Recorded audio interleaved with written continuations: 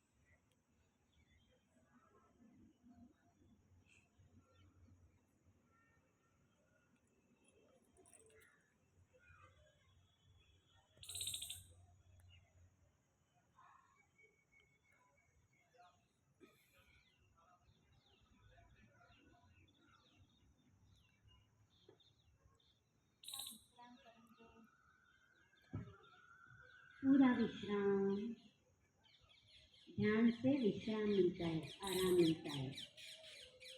आसपास जो भी आवाज़ आ रही है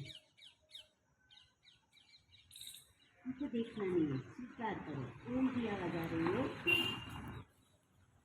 कोई व्हीकल जा रहा है, कोई पक्षी गिलहरी की आवाज़, खिसकोलीની आवाज़,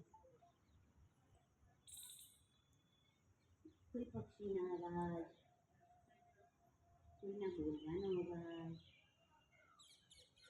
બધાનો સ્વીકાર કરીએ અને એની સાથે ઓતપ્રોત થઈ જઈએ.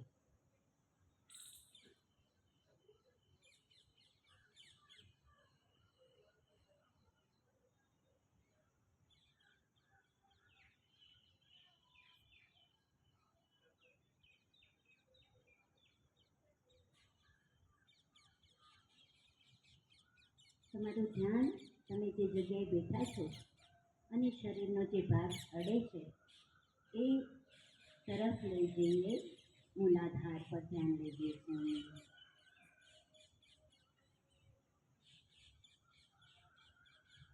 ઉત્સાહની પોઝિટિવ એનર્જી તમારા મૂલાધાર સ્થાને છે. જેનું મૂલાધાર ચક્ર એકદમ સ્ટ્રોંગ છે એ ઉત્સાહી છે.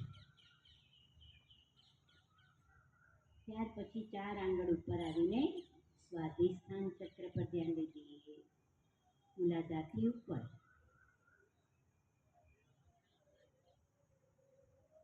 ત્યાં સર્જનાત્મકતા છે, કંઈ નવું નવું કરવાની શક્તિ જેનામાં છે એનું સ્વાધિષ્ઠાન ચક્ર પાવરફુલ છે. ત્યાર પછી આવીએ નાભી પાસે મણિપુર ચક્ર. મણિપુર ચક્ર પર ઉદારતા, પોઝિટિવ એનર્જી આપણી જે છે એના પર ધ્યાન લઈ જઈએ. આનંદ અને ઉદારતા, ઘણા જેના પેટ મોટા હોય ને એ ઉદાર લોકો હોય, એ આનંદમાં જ રહેતા હોય, જોયફુલ લિવિંગ, આનંદી જીવન જીવતા હોય. એટલે એનું પેટ મોટું હોય. બધા લાફિંગ બુદ્ધા, સાન્તા ક્લોઝ બધા આનંદ આપનારા છે. મણિપુર ચક્ર જેનું પાવરફુલ છે એ બધાને આનંદ આપે.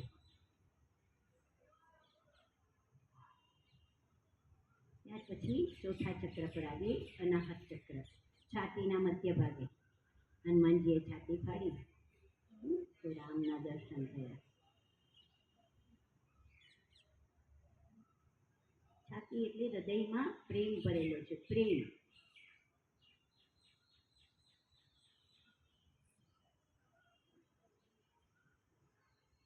ત્યાર પછી ગળાના ભાગે ધ્યાન લઈ જઈએ.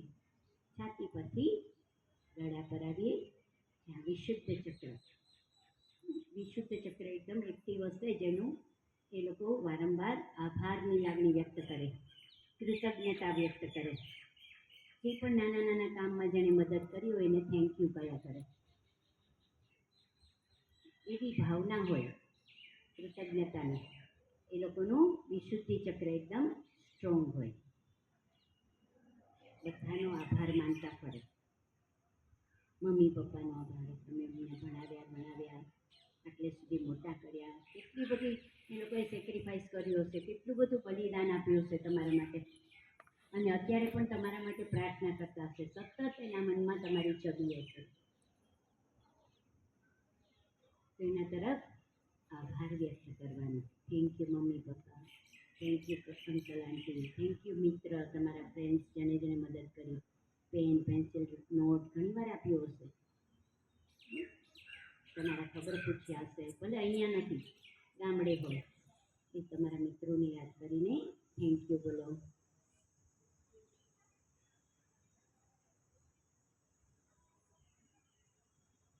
છઠ્ઠું ચક્ર બે આઈબ્રોની વચ્ચે ધ્યાન લઈ જઈએ. આજ્ઞા ચક્ર છે. ત્રીજી આંખ, શંકર ભગવાને ત્રીજી આંખ ખોલીને ત્યાં આગળ બે આઈબ્રોની વચ્ચે સ્વામિનારાયણ વાળા જે તિલક કરે છે એ આજ્ઞા ચક્ર. બેહોશ હોય તો આજ્ઞા ચક્ર નેગેટિવિટી કહેવાય, અને જો સતેજ હોય, જ્ઞાન, સજગતા, એ આજ્ઞા ચક્ર પર છે. અને ક્રોધ પણ છે, પણ આપણે બધી પોઝિટિવ એનર્જી જ ક્રિએટ કરવાની છે. એટલે સજગતા, અવેરનેસ, મારે શું કરવું, શું ના કરવું, એ વિવેક તમારામાં જાગે તો આનંદ આવે. એટલે વિવેકાનંદ થઈ જઈએ આપણે. તો એ આજ્ઞાચક્ર બે આઈબ્રોની વચ્ચે સજગતાનું નિશાન. અને આ બધા ચક્રો 6 પાર કરીને જ્યારે 7મા ચક્ર પર પહોંચો, માથાના ઉપરના ભાગે, છેક ચોટીના ભાગે સહસ્રાર ચક્ર. સહસ્રાર ચક્રમાં કોઈ નેગેટિવિટી નહીં, સીધું પોઝિટિવ એનર્જી, સીધું ડાયરેક્ટ આકાશમાંથી તમારા મસ્તકના ઉપરના ભાગે ભગવાન આશીર્વાદ વરસાવતા હોય. મમ્મી પપ્પાની છત્રછાયા તમારા માથા પર હોય. ઈશ્વર તમને આશીર્વાદ આપતા હોય. ઋષિ મુનિઓ, જે આપણી ભારતીય સંસ્કૃતિના જે સૂત્રધારો, એ પણ તમારા ધ્યાન કરવાથી તમને આશીર્વાદ આપે છે. જુઓ, અને ધ્યાન કરવાથી છે ને તમારી 7 પેઢી, આગળની અને પાછળની બંને 7 પેઢીનો ઉદ્ધાર થાય. દાદા દાદી, એના દાદા દાદી, એના દાદા દાદી, એ 7 પેઢીનો ઉદ્ધાર થાય તમારા ધ્યાન કરવાથી. એટલે ધ્યાનનું મહત્વ છે. દરરોજ આવી રીતે 5, 7, 10 મિનિટ ધ્યાન કરો તો આખા વિશ્વમાં શાંતિ ફેલાય, પરિવાર ખુશ રહે, તમારું વ્યક્તિત્વ પણ સરસ થાય, અને તમારા વ્યક્તિત્વના તરંગો, તમારા વાઇબ્રેશન બીજા બધાને મળે. એટલે આસપાસનું વાતાવરણ પણ પ્રસન્ન બની જાય. આપણી પ્રસન્નતા બધાને અસર કરે. આપણી પોઝિટિવિટી બધાને પોઝિટિવ બનાવે. એક લાંબો શ્વાસ ભરીએ અને શ્વાસ બહાર. ફરીથી એક લાંબો ઊંડો શ્વાસ અંદર અને બહાર. હાથ જોડીએ, ઈશ્વરને પ્રાર્થના કરીએ